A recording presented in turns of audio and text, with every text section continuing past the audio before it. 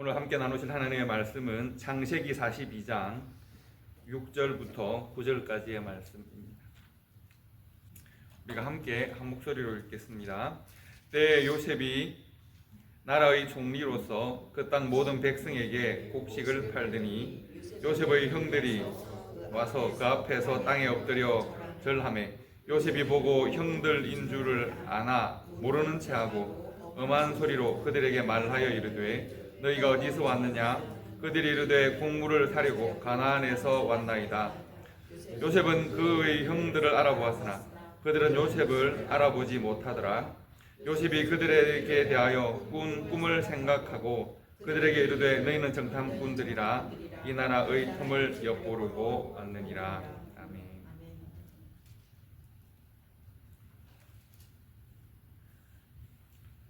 오늘 말씀도 제가 나바오에 대한 이야기 하나 해드리고 말씀을 시작하려고 합니다. 여러분, 제가 나바오 이야기를 많이 들었습니다. 저한테 물어보실 수 있잖아요. 목사님 왜 이렇게 나바오에 관심이 많으십니까? 이렇게 물어보실 수 있잖아요. 저는 아마 제가 은퇴하고 그 이후에도 나바오 선교를 계속 할 것 같아요. 그 선교에 대한 비전을 함께 나눌 것 같아요. 많은 이유가 있는데 그 중에 한 가지 제가 결코 잊지 못하는 이유가 하나 있습니다. 지금 우리가 가는 교회는 커플마인이라는 교회인데 그 교회를 가기 한 40분 전에 또 한 교회가 있습니다. 물론 뭐 교회가 많이 있긴 합니다. 우리가 그때 한 10년쯤 남짓 전에 한 교회를 이제 일주일 가서 BBS도 하고 지역사회도 돕고 하기로 했습니다. 그때는 일주일만 다녀올 때였습니다. 지금은 아까 장로님 기도하신 대로 6주간 여름 학교, 그러니까 썸머 스쿨을 하는 것이고 그때는 한 주간 가서 청소도 해주고 집도 고쳐주고 그리고 애들 BBS를 하는 그런 때였습니다. 지금 가는 교회가 아닌 다른 교회였는데요. 그때 이제 일주일 동안 얼마나 열심히 하겠습니까? 막 선교 하고 싶은 마음으로 충만하니까 또 열심히 뭐 지역사회도 다니기도 하고 특별히 이제 그 동네 아이들하고 잘 놀았습니다. BBS를 하는 것이 결국은 복음을 들고 아이들하고 노는 것이니까 한 주간 동안 동네 애들하고 뭐 정말 시끌시끌하게 잘 놀았습니다. 근데 아이들 중에서 두 아이가 한 10살, 11살쯤 되는 두 자매처럼 보이는 두 아이가 너무 밝고 명랑하고 예뻤어요. 그래서 애들이 거의 뭐 잠만 같이 교회에서 안 잘 뿐이지 아침 일찍부터 저녁 늦게까지 아침, 점심, 저녁을 저희들하고 다 같이 먹고 너무 즐겁게 잘 지낸 거예요. 금요일 오후에 이제 갈 때가 됐는데 그때 저하고 나이가 비슷한 윤장노임이라는 분이 그때 팀장으로 선교팀장으로 가게 되었는데 이분이 아이를 너무 좋아하시는 분이란 말이죠. 이 아이들을 늘 데리고 이야기하고 뭐 놀고 아이들하고 정말 좋은 시간을 보내다가 이제 가려고 하니까 섭섭한 거죠. 그리고 이제 이 아이들하고 좋은 추억을 남기고 싶으니까 아이들을 손을 잡고 앞에 앉혀놓고 애들에게 물어본 거예요. 많은 이야기를 하다가 애들한테 묻기를 야 너희들 이제 우리가 나바오 만났다가 이제 가는데 나바오에서 너희들의 삶을 단어 2개 정도로 정리를 하면 어떻게 표현할 수 있을까? 이렇게 물어본 거예요. 윤장로님이 두 아이한테. 근데 그 두 아이는 워낙 밝고 예쁘장하기도 하고 또 쾌활한 아이들이니까 윤장로님이 기대했던 단어는 예를 들면 뭐 나바오는 굉장히 산들이 다 붉거든요. 레드락 뭐 이런 레드 마운틴 이런 거, 광야에 핀 꽃들, 윌드니스, 뭐 플라워잉 윌드니스 이런 걸 기대하고 막 버터플라이 이런 걸 기대했던 거죠. 그래서 원장님이 이제 아주 웃는 얼굴로 너희들 어떻게 하면 두 단어로 너희 삶을 표현할 수 있을까? 혹은 또 애들이 예수를 이제 BBS 와서 예수 믿는다고 하니까 예수님 이런 이야기 할까? 이런 기대에 부풀어서 어떻게 표현할래? 이렇게 물은 거예요. 그런데 이 두 아이가 그 이야기를 그냥 가볍게 이야기해도 될 것 같은데 제가 옆에서 보고 있었거든요. 아이가 이렇게 얼굴을 마주보고 쟤들 둘이 뭔가 이렇게 이야기를 하고 하더니 한번 이야기해봐. We can describe our life in Navajo like 하더니 pain and sadness 이렇게 말을 한 거예요. pain and sadness 고통과 슬픔 이렇게 말을 한 거예요. 근데 저도 그때 뭐 다른 일을 한다고 여러분 웃을지 모르겠지만 그때는 제가 주방 담당이었거든요. 우리 장로님이 선교팀장이고 제가 그때 여자분들 권사님들이 안 따라가셔가지고 제가 요리를 그때 다 했었어요. 제가 그때 뭐 주방 한다고 이렇게 하다가 정말 그릇을 떨어뜨릴 뻔했어요. 왜냐하면 너무 기대하지 않았던 말. 지금 라온이 정도 되는 아이가 자기의 인생을 표현하는데 pain and sadness라고 표현한 거예요. 고통과 슬픔이라 표현한 거예요. 사실 알고 보니까 그 부모, 그 할머니, 그 조부모, 조부모의 조부모까지 어른들이 늘 하는 말을 따라한 거예요. pain and sadness라고 표현한 거예요. 다들 한참 뭐 다른 일도 하고 이러다가 얼음이 됐어요. 저도 얼음이 됐어요. 너무 놀라운 말이었죠. 윤장로님이라는 분이 그 다음 주에 교회 와서 선교 보고를 하는데 이분이 보고를 못 하셨어요. 왜 보고를 못 했냐면 앞에 나와서 선교 보고한다고 썼는데 그때부터 울기 시작해요. 들어갈 때까지 울었어요. 그냥 이렇게 운 게 아니고 응 하고 울었어요. 왜냐하면 자기 딸도 그때 같이 갔거든요. 딸이 참 예쁜 딸인데 얼마나 철이 없는지 뭐 아빠랑 같이 왔으니까 선교 왔으니까 힘들고 어려우면 아빠한테 와서 하고 떼쓰고 이런 딸이에요. 집에 공주죠. 모든 걸 다 가진 공주죠. 아빠만 있으면 모든 걸 다 해결할 수 있고 아빠 안에서 모든 것이 다 행복하기 그지없는 딸. 자기 딸하고 나이 한두 살밖에 차이 안 나는 아이들이 자기 인생을 표현할 때 pain and sadness라고 표현을 한 거죠. 그 장로님이 앞에 나와서 울면서 했던 말이 그 말입니다. 여러분 우리 딸 아시지 않냐고 얼마나 철없고 그러나 예쁘기만 하고 그 나이 때는 그래도 되고 그 나이 때 철없이 예쁘기만 한 게 뭐 죄겠어요. 그게 꽃처럼 아름다운 것인데 그래도 되는데 우리 나이 되는 쌤이 나이 애 이름이 쌤이거든요. 쌤이 나이 되는 그 아이들이 자기 인생을 페인하고 고통과 슬픔이라고 표현합니다. 그리고 이제 장로님이 자기는 이 선교를 계속 하고 싶습니다. 왜냐하면 같은 시대를 사는 같은 나이의 아이들이 한 아이는 철없이 예쁘기만 한 삶을 살고 있고 그렇게 해서 잘 보호받아서 잘 자라나서 잘 살 것이고 어떤 아이들은 지구 반대편 혹은 한쪽에서는 고통과 슬픔이라는 말로 자기들을 설명하면서 그렇게 살아가고 있을 때 우리 아이들은 그들과 또 그들의 삶에 대하여서 빚진 마음을 가져야 할 것 같습니다. 그들의 고통으로 우리가 잘 사는 것일 수 있고 그들의 슬픔으로 우리가 행복을 누리는 것일 수 있으니 우리가 그들의 고통과 슬픔에 대한 책임을 좀 느끼고 우리가 복음 전하는 일에 계속 헌신했으면 좋겠습니다. 빚진 마음으로 선교의 일, 섬기는 일을 계속하고 싶다. 그런 말씀하셨던 기억이 있습니다. 저는 그 기억, 이 pain and sadness라는 말을 잘 잊지 않습니다. 제가 그 지역을 지나갈 때마다 사람들을 만날 때마다 늘 그 마음을 그때 그 들었던 단어들을 마음에 늘 담고 있습니다. 물론 나바오 사람들을 만나보시면 좀 답답한 것도 있습니다. 좀 못났다 싶을 수도 있습니다. 왜 이렇게 사나 싶을 수도 있습니다. 그러나 여러분 우리가 요즘 뭐 트라우마 이런 말 많이 쓰잖아요. 트라우마 역사적으로 한 민족이, 한 부족이, 한 가족이 큰 고통을 당하고 그 고통의 기억을 잊을 수가 없을 때 참 정상적으로 바르게 살아가기 힘듭니다. 우리가 그들의 역사적 아픔으로부터 그들을 이해할 수 있어야지 우리가 현재 그들의 모습을 보고 왜 그거밖에 못하냐고 이야기하는 것은 그것은 우리가 사람을 잘 이해하지 못하는 것이죠. 우리가 그런 관점에서 나바오 선교를 준비하고 함께 헌신할 수 있다면 좋겠다 그런 생각을 합니다. 여러분 오늘 성경 말씀의 창세기에는 오늘 읽은 본문 말씀에는 나바오 소녀들과 비슷한 삶을 살았던 한 사람이 있습니다. 자신의 유년기, 자신의 청년기를 나바오의 그 두 아이처럼 한번 당신의 유년기와 청년기를 한번 두 단어로 설명해 보실까요?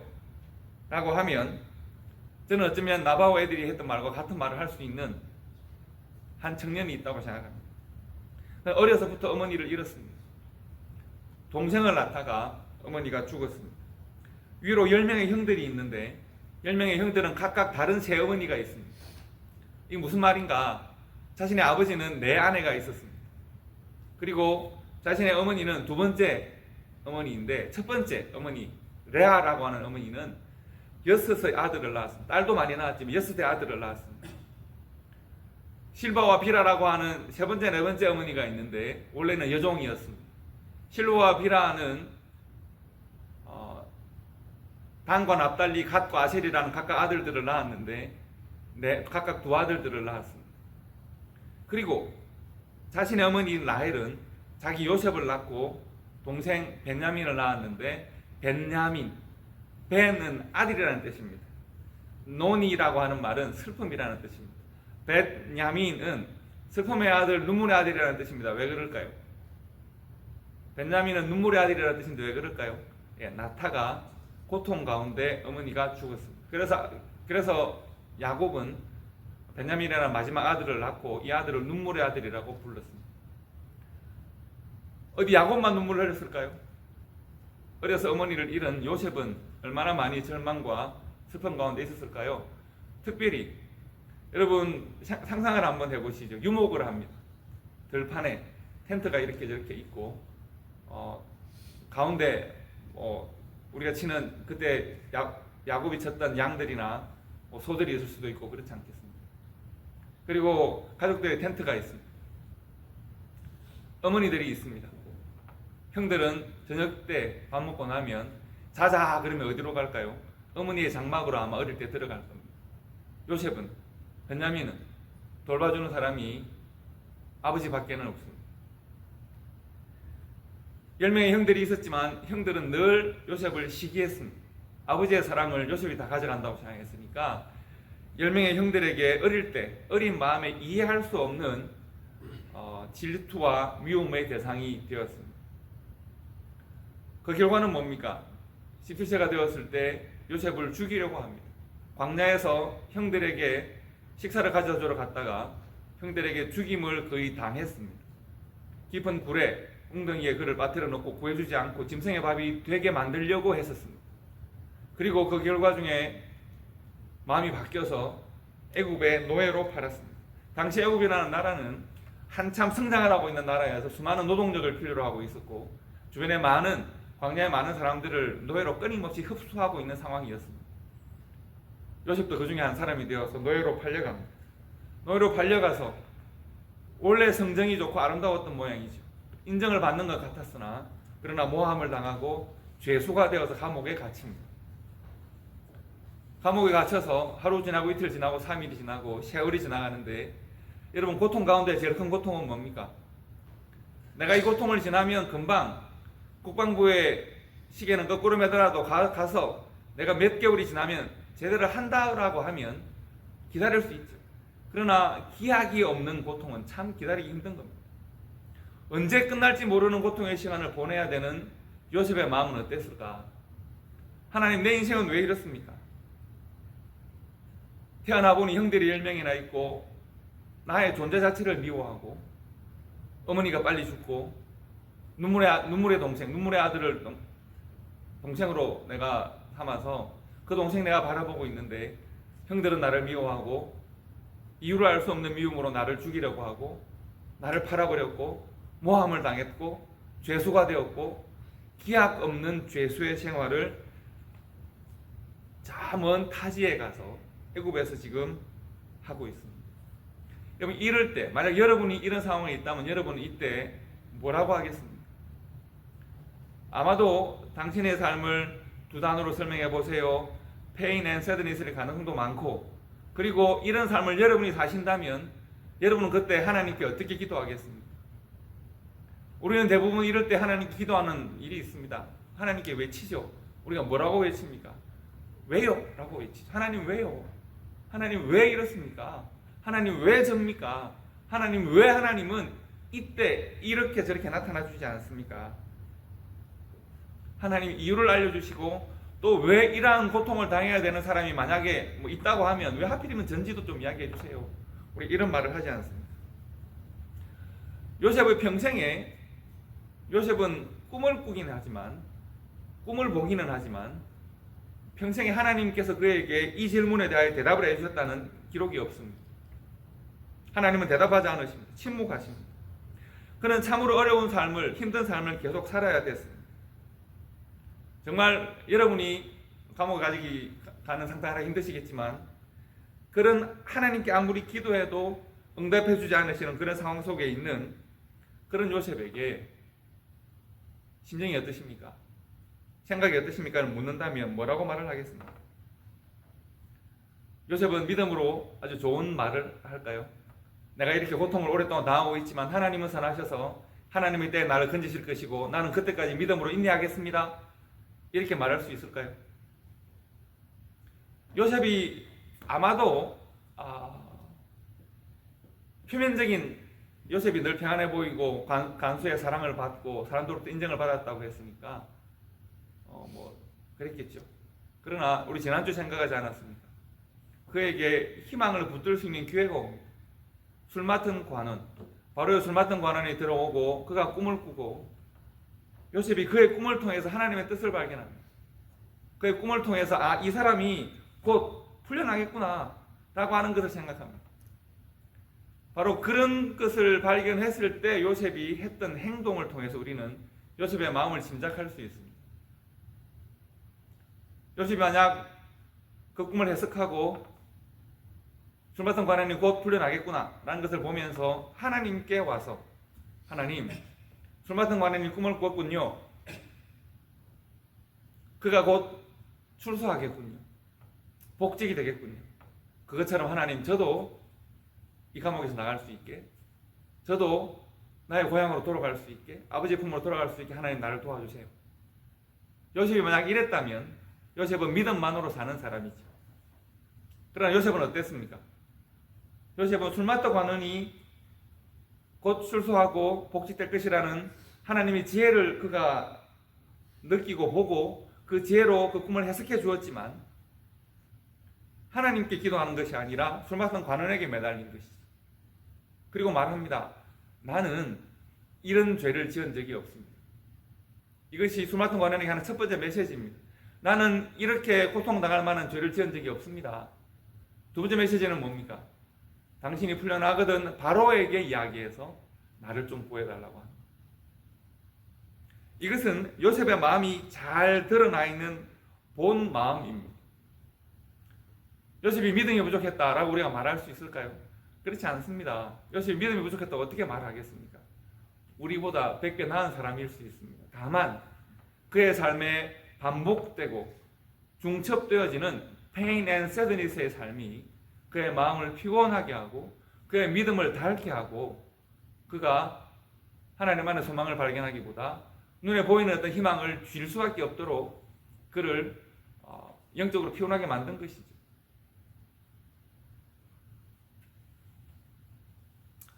여러분, 그 요셉의 희망은 금방 무너졌습니다. 시간이 자꾸 지나고 성경에 보면 2년의 시간이 지났다고 했습니다. 술 맡은 관원은 요셉을 까맣게 잊어버렸습니다. 여러분 어떻게 생각하십니까? 우리 희망 고문이라는 말 아시죠? 희망 고문 어떤 겁니까? 요셉이 풀려날 소망이 없을 때, 절망 가운데 살아갈 때, 절망이 그의 매일 마시는 공기가 되고 매일 먹는 밥이 될 때, 그저 견딜만 했을 수 있습니다. 간수장에게 좋은 모습을 보일 수 있고 주변 죄수들에게 친절하게 대할 수 있습니다. 그런데 희망이 생겼습니다. 술 맡은 관원이 나갔고 그가 나의 무죄를 소명하여 주고 바로에게 나를 얘기해 주면 나는 풀려날 수 있을까? 부탁을 했기 때문에 기다리는 거죠. 하루 지나고 이틀 지나고 한 달이 지나고 두 달이 지납니다. 희망 고문은 절망 고문보다 더 힘듭니다. 그래서 그가 거의 절망했을 때, 점점 지쳐갈 때, 사람들로부터 내가 상처를 받고 그럼에도 불구하고 사람에게 희망을 걸었더니 사람은 또 내게 상처를 주는구나. 나는 왜 이런 삶을 살아야 하는가? 나는 내 인생에 절망밖에 할 것이 없는가? 라고 생각할 그때쯤 하나님이 일하시기 시작합니다. 하나님은 바로에게 꿈을 주십니다.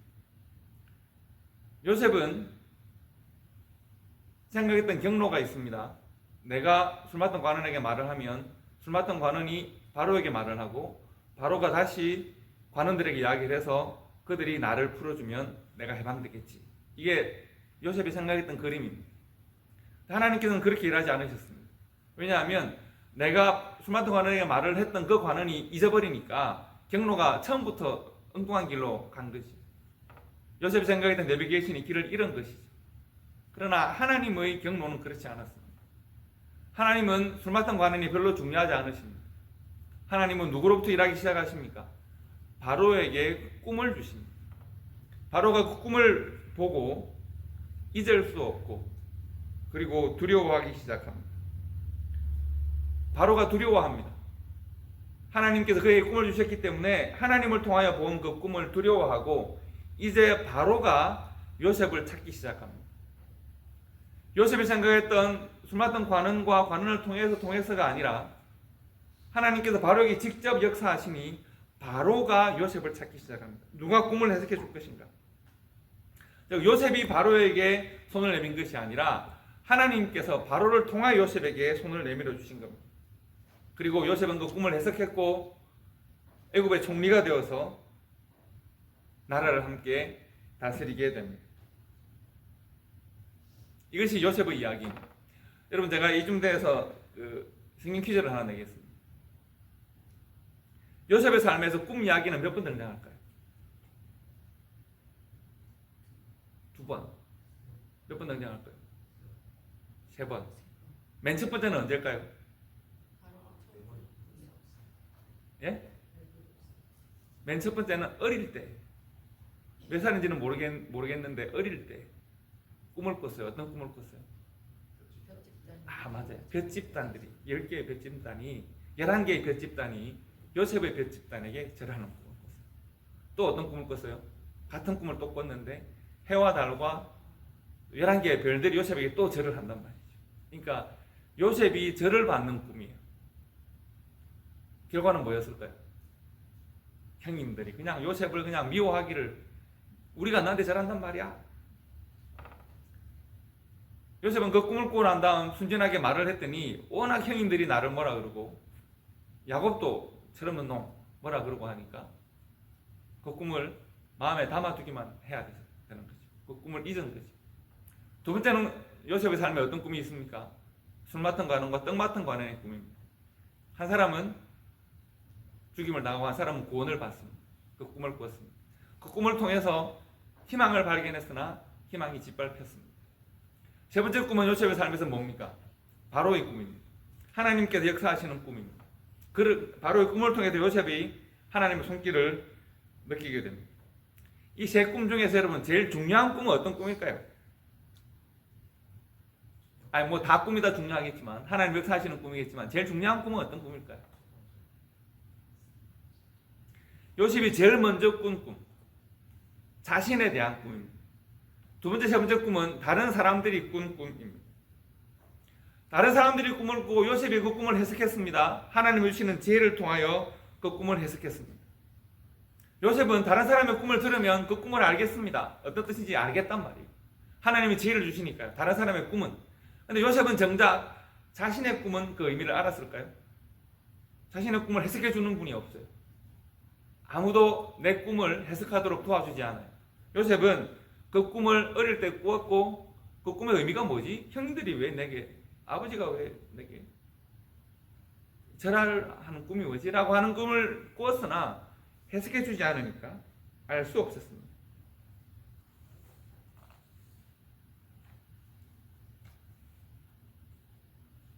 그런데 세월이 지나서 요셉은 그 모든 고난의 시간이 다 지나서 가끔씩 요셉이 그 꿈을 생각할 수도 있죠. 야, 진짜 개꿈이다 이건. 왜냐하면 다 나한테 절한다고 했는데 나는 지금 종으로 팔려와서 죄수가 되어 고난을 당하고 있고 이런 개꿈을 만나라고 생각을 할 수도 있죠.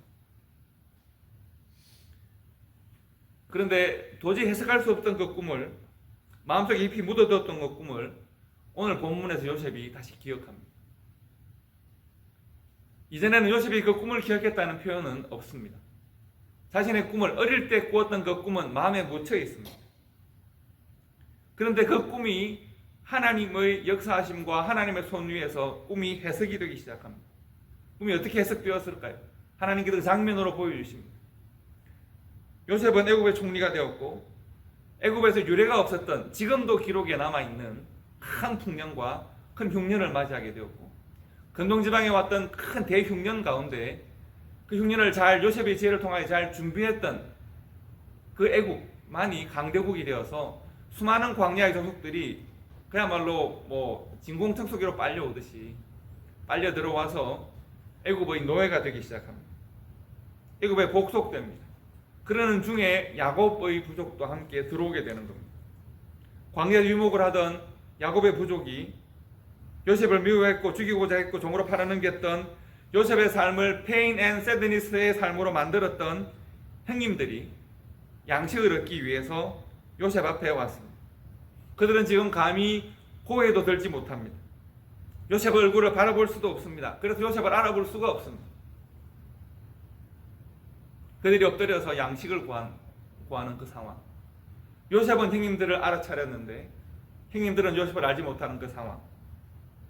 그 상황 속에서 성경이 잊지 않고 기록하는 것은 9절에 보시면 요셉이 그들에게 대하여 꾼 꿈을 생각하였다, 기억했다는 것입니다.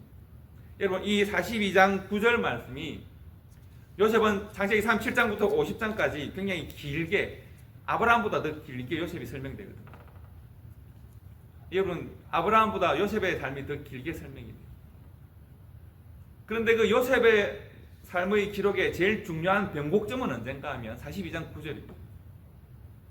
이전에는 주어지는 대로 살았습니다. 내가 배운 대로 살려고 노력했습니다. 그래서 나는 어릴 때 태어나 보니 야곱이라는 아버지를 하나님께 허락하셨고 형님들을 허락하셨고, 태어나 보니 좀 있다가 어머니가 돌아가셨고 형들은 나를 미워하고, 태어나 보니 고통과 슬픔의 삶이 반복되었고, 내가 살다가 하나님이 내게 주시는 꿈을 해석하다 보니 내가 종리대생까지 되었고, 수동적으로 살아왔습니다. 주어지는 삶을 최선을 다하여 살아왔습니다. 그런데 42장 9절부터는 달라집니다. 왜 달라질까요? 깨닫는 것이 있습니다. 요셉은 하나님이 나에게 주셨던 꿈을 기억합니다. 그 꿈을 생각합니다. 이제야 알겠습니다. 알겠습니다. 이전에는 알 수 없었습니다.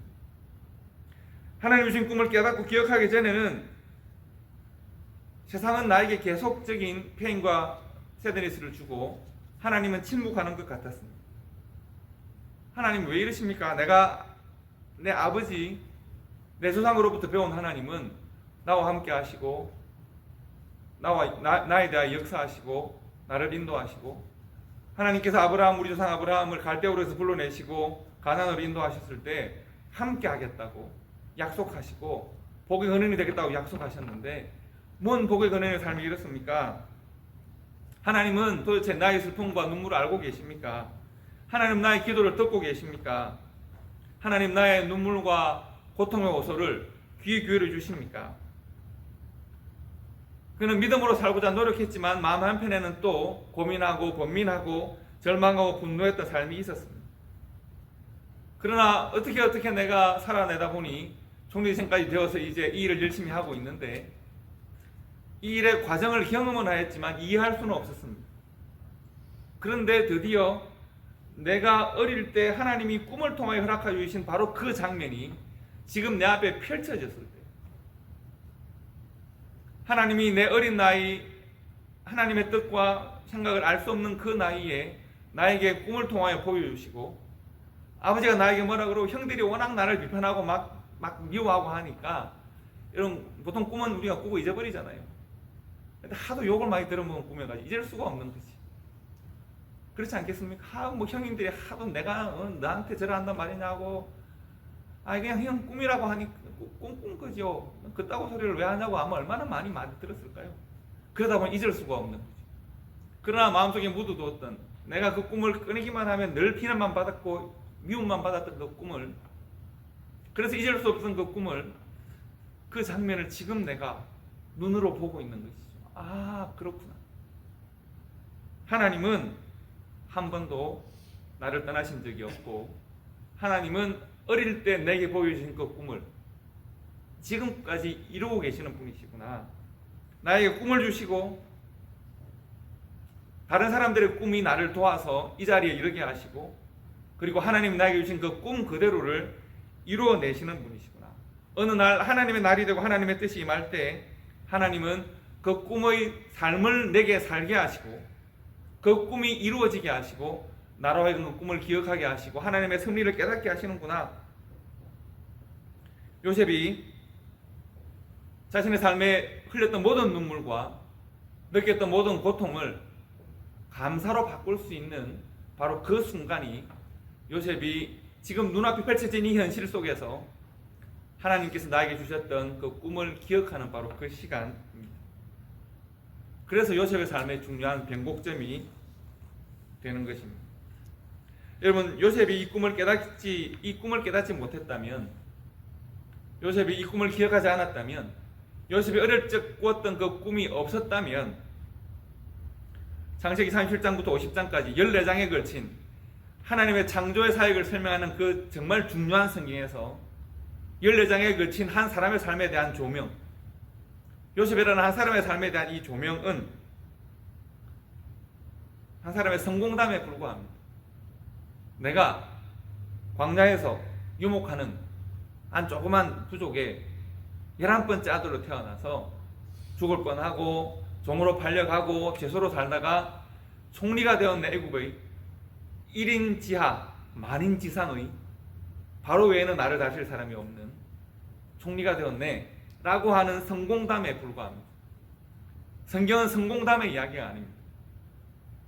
만약에 이 이야기, 꿈 이야기가 없다면, 요셉이 이 꿈을 깨닫지 못했다면 창세기 후반부는 요셉의 성공담에 대한, 그러므로 모두가 다 성공해야 합니다, 이런 이야기일 수 있습니다. 그러나 요셉이 하나님이 그에게 주시는 꿈의 의미를 깨달았을 때, 하나님이 내 어린 시절 하나님을 이해할 수 없고 내 인생을 이해할 수 없었을 때 주셨던 그 꿈이, 하나님의 인도하심과 도우심과 세상은 나를 적대하고 세상은 나를 끊임없이 사망의 엄침한 골짜기로 이끌어내지만 하나님은 나의 손을 견고하게 붙들어 주셔서 나를 이렇게 저렇게 인도하셔서 오늘날 하나님이 꿈꾸게 하신 그것을 현실로 이루어주시는구나.